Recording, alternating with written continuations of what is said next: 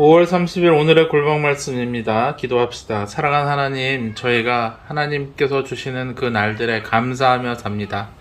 주여, 그 감사함 가운데 우리가 주님을 믿으며 역사하시는 하나님의 은혜를 따라 순종하게 하여 주시옵소서. 그래서 마지막 날에는 꼭 주님과 함께 있길 원하나이다. 예수님의 이름으로 기도합니다. 아멘.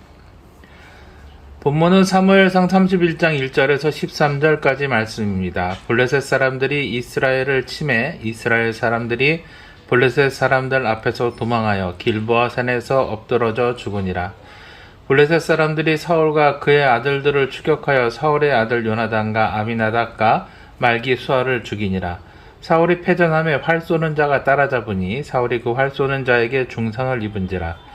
그가 무기를 든 자에게 이르되 네 칼을 빼어 그곳으로 나를 찌르라. 할례 받지 않은 자들이 와서 나를 찌르고 모욕할까 두려워하노라 하나 무기를 든 자가 심히 두려워하여 감히 행하지 아니하는지라.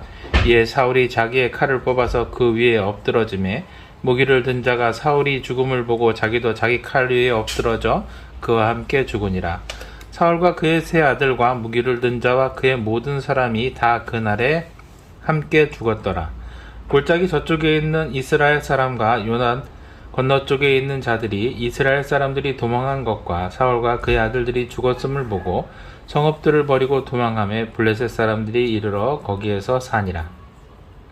그 이튿날 블레셋 사람들이 죽은 자를 벗기러 왔다가 사울과 그의 세 아들이 길보아 산에서 죽은 것을 보고 사울의 머리를 베고 그의 갑옷을 벗기고 자기들의 신당과 백성에게 알리기 위하여 그것을 블레셋 사람들의 땅 사방에 보내고 그의 갑옷은 아스다롯의 집에 두고 그의 시체는 벳산 성벽에 못 박음에 길르앗 야베스 주민들이 블레셋 사람들이 사울에게 행한 일을 듣고 모든 장사들이 일어나 밤새도록 달려가서 사울의 시체와 그의 아들들의 시체를 벳산 성벽에서 내려가지고 야베스에 돌아와서 거기에서 불사르고 그의 뼈를 가져다가 야베스 에셀나무 아래에 장사하고 7일 동안 금식하였더라. 사울의 죽음은 패전으로 인한 도망 중에 이루어집니다. 블레셋 사람들이 이스라엘을 침해 이스라엘 사람들이 블레셋 사람들 앞에서 도망하여 길보아 산에서 엎드려 죽으니라.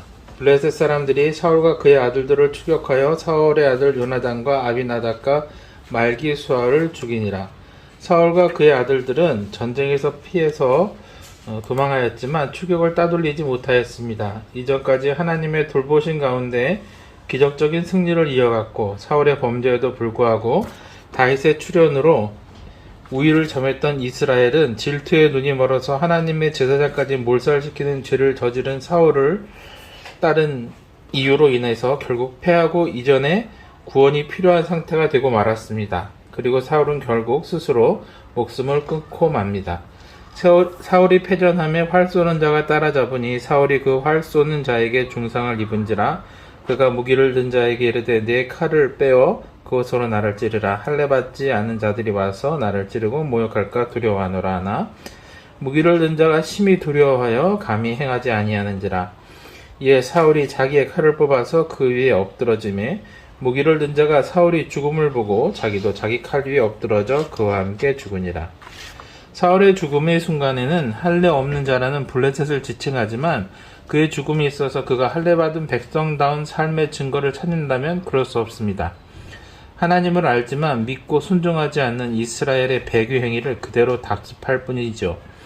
그는 하나님을 끝까지 의지하기보다는 그저 원하는 것을 얻기 위해 이리저리 기웃거리다 최후를 맞이한 것입니다. 그리고 그의 전은 당대의 백성들을 구원하는 사명 대신에 사욕을 채우려다 죽었고 그 죄의 영향력은 자신의 아들들 그리고 백성애들까지 피해를 미치고 있습니다. 사울과 그의 세 아들과 무기를 든 자와 그의 모든 사람이 다 그날에 함께 죽었더라. 골짜기 저쪽에 있는 이스라엘 사람과 요단강 건너쪽에 있는 자들이 이스라엘 사람들이 도망한 것과 사울과 그의 아들들이 죽었음을 보고 성읍을 버리고 도망하며 블레셋 사람들이 이르러 거기에서 사니라. 저로 인한 그들의 죽음과 적들의 추적은 집요하게 계속되었고 이스라엘 사람들은 마침내 삶의 터전까지 이뤘습니다. 그것은 하나님께서 정복하라고 하신 땅이고 하나님의 뜻대로 다스리며 살라고 주신 땅이었지만 그들은 이제 그곳을 다시 이방신과 하나님께 반대하는 무리들에게 빼앗기고 만 것입니다. 그 이튿날 블레셋 사람들이 죽은 자를 벗기러 왔다가 사울과 그의 세 아들이 길보아 산에서 죽은 것을 보고 사울의 머리를 베고 그의 갑옷을 벗기고 자기들의 신당과 백성에게 알리기 위하여 그것을 블레셋 사람들의 땅 사방에 보내고 그의 갑옷은 아스타롯의 집에 두고 그의 시체는 벳산 성벽에 못 박음에 치열한 전쟁과 추격은 당일의 약탈에 계속되지 못했고 이튿날까지 되어서 이어집니다. 블레셋 사람들은 사울의 머리를 베고 갑옷을 아스타롯의 신당에 전시하여서 하나님보다 그들의 신이 더 위대하다고 자랑하였습니다. 아마도 사울의 머리와 갑옷은 블레셋을 구성하는 도시마다 순회하며 보내진 다음에 벳산에 못 박힌 것 같습니다. 그러나 감사한 것은 사울이 처음 하나님을 따를 때 구했던 길르앗 야베스 주민들이 사울과 아들들의 시체를 거두어 장사한 것입니다. 길르앗 야베스 주민들이 블레셋 사람들이 사울에게 한 일을 듣고 모든 장사들이 일어나 밤새도록 달려가서 사울의 시체와 그의 아들들의 시체를 벳산 성벽에서 내려가지고 야베스에 돌아가서 거기에서 불사르고 그의 뼈를 가져다가 야베스 에셀나무 아래에 장사하고 7일 동안 금칙하였더라. 사울의 시체가 매장이 아닌 화장의 단계를 거친 것은 그의 시체를 다시 빼앗기거나 아니면 더 훼손되는 것을 막기 위한 조치였을 것입니다. 아니면은 그의 머리가 없어서 그랬을 수도 있어요.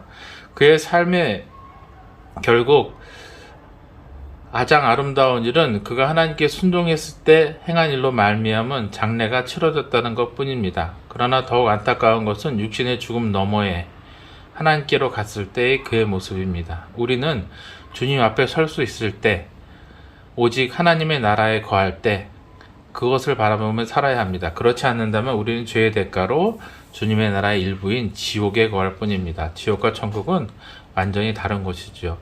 그러니 영원한 하나님의 나라를 소망하면서 이 땅의 욕심에 취하지 않는 주님의 백성이 되어야겠습니다. 기도하겠습니다. 사랑하는 하나님 아버지, 저희가 주님을 믿고 따르는 데 있어서 나의 욕심으로 행하지 아니하고 하나님의 나라를 바라보며 주님의 것들을 바라보고 주님을 소망 삼아 살기 원하나이다. 주님이 우리의 유일한 구원자 되심을 늘 기억하게 하여 주시옵소서. 예수님의 이름으로 기도합니다. 아멘.